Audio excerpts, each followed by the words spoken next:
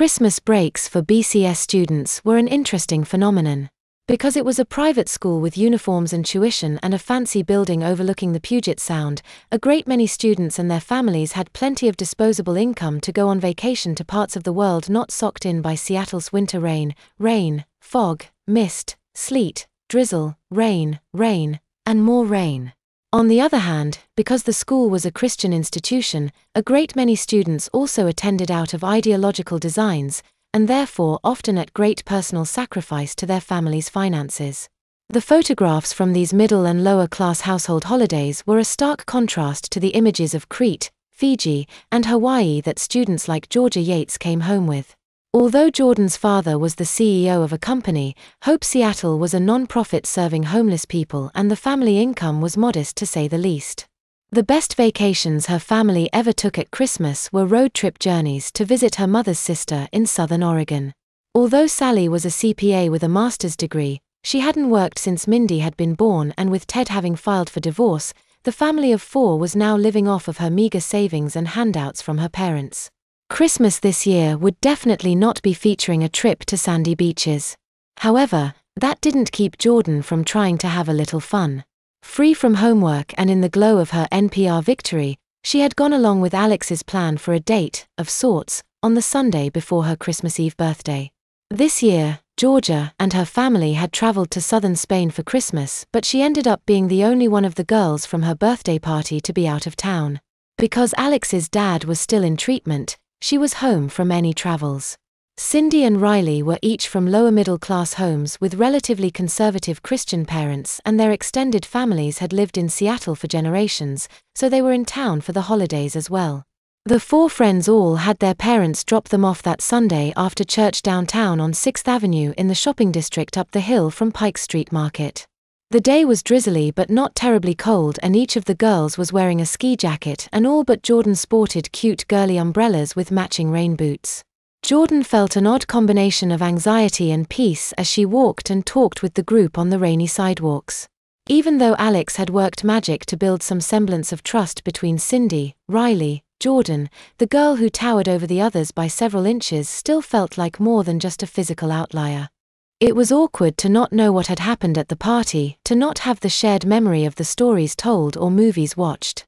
Alex and the other 2 kept bringing up inside jokes about random items that only had meaning to those that were there. Jordan simply had remained silent. Yet she also felt hopeful and happy to be included in the group. At least I'm not at home fighting with my siblings or being drug around by Dad and that floozy, she thought. When the girls walked by Barnes & Noble, Alex piped up to ask Jordan about her story, hoping to include her a little more in the conversation. So Jordan, are you gonna be the one to read your story on the radio? Yeah. Are you gonna read it? I hope you don't burp or fart or something, that'd be embarrassing, chimed in Riley. She and Cindy laughed. Slightly annoyed but trying to take her new friend's relatively gentle razzing in stride, Jordan replied, well, I'm not sure actually. Mr. John said it would be recorded sometime after Christmas, and I'd have a choice as to whether I'd like to be the one to read it or not. I'm not sure. And to be honest, she smiled, trying to show she was game for a joke, I am a little worried about making a fool of myself. All 4 then laughed, Alex nervously. So what's it about anyways? Seems like a big secret or something? Asked Cindy with a little edge of snootiness to her voice. Doing her best not to take offense, Jordan said, well, it's kind of a science fiction story about Mars. Cindy and Riley looked at each other, trying not to look surprised. Oh, Alex said, trying to hold the conversation together. Oh, you're probably not that interested in all the details, Jordan said, fearing the conversation was crashing. No, really, tell us, Jordan, I'm curious. Cindy said, her surprise now steeled. Well, it's set in the future. And it's about a father and son who have a super close relationship with one another, they're astronaut partners. They travel to Mars to explore, the first humans ever. What they discover is this weird alien species that live in caves under the surface, and eventually they come to find that they've been marooned there by their own civilization. The girls actually looked genuinely impressed. Sensing this, Jordan asked, do you want to hear the conclusion or wait to hear what happens on the radio? Wait, said Alex, both seriously not wanting the story wrecked but also wanting to take advantage of the route.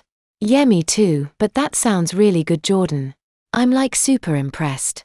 I had no idea you were that creative, said Riley, almost apologetically. Well, it took me a long time. I started it this summer in my spare time and Mr. Johns helped me edit it before the deadline.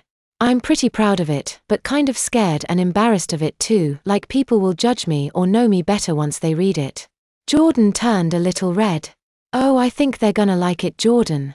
Seriously. I mean, you won the contest for the state, that means a ton. Alex said.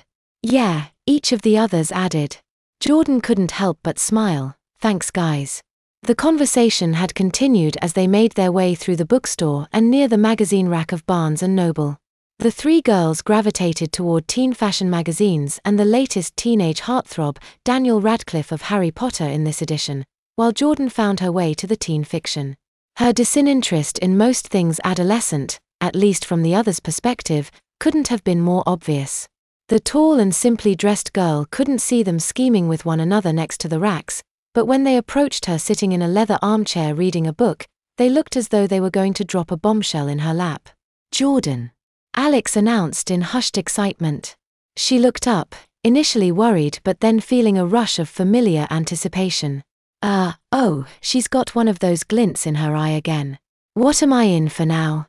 Jordan quirked a smile and raised her eyebrow, silently responding, what? Wanna go over to Nordstrom? What? That was not at all what she had been expecting. Come on. We wanna go give you a makeover. Alex smiled brightly, as did the others. What? The bewildered girl said again, not understanding that kind of positive attention. As had been highlighted with her school clothes shopping in the late summer, the activity wasn't her favorite, primarily because of the way it reminded her of her height, hips, chest, and everything else that was becoming adult woman-like. I don't know, guys, I'm not sure if I can do that, Toda.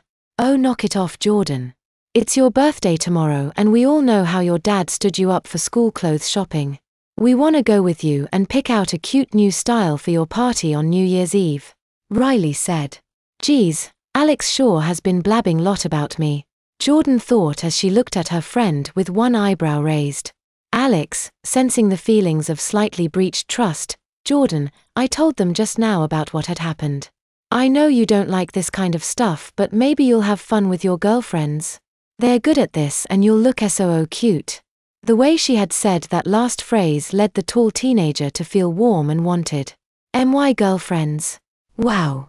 I've never had that before. Okay. I guess. The hazel-eyed brunette smiled. The experience had been surreal.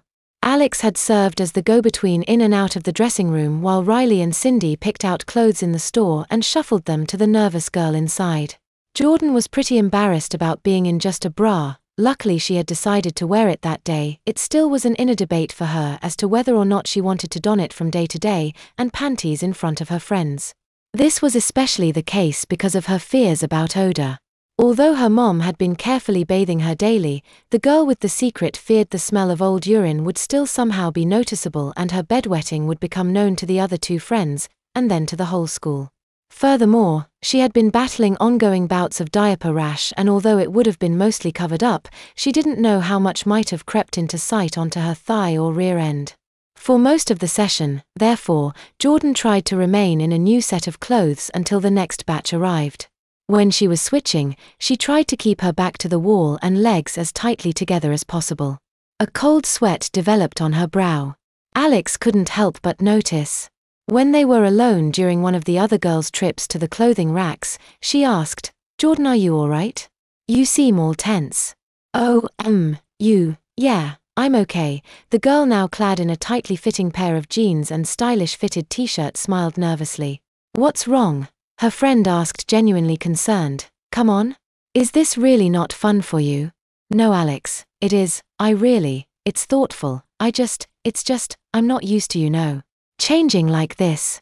Alex laughed nervously and looked sheepish. Oh, sorry. I figured it was okay.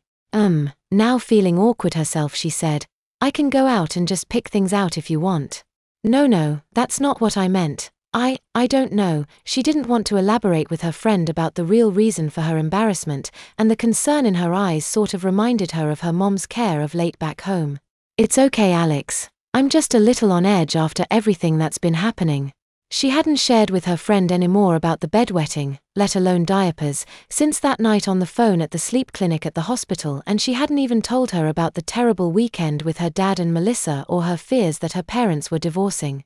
But as Jordan recalled all the stress and drama in her head, thoughts of her mom's gentle touch each evening and morning unexpectedly crept in.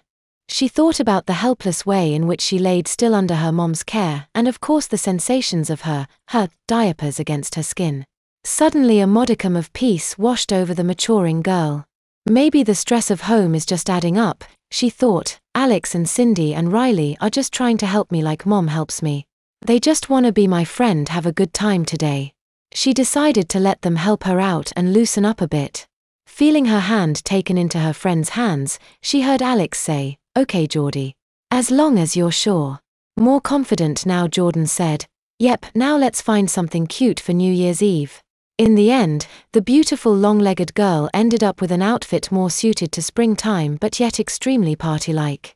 It was a short, on 5'8" Jordan, white cotton dress with a rather full skirt and a lace overlay. A bright pink bow wrapped high around her waist and tied in the back. The other girls weren't as thrilled with the bodice as Jordan, which wrapped closely near her neck and armpits.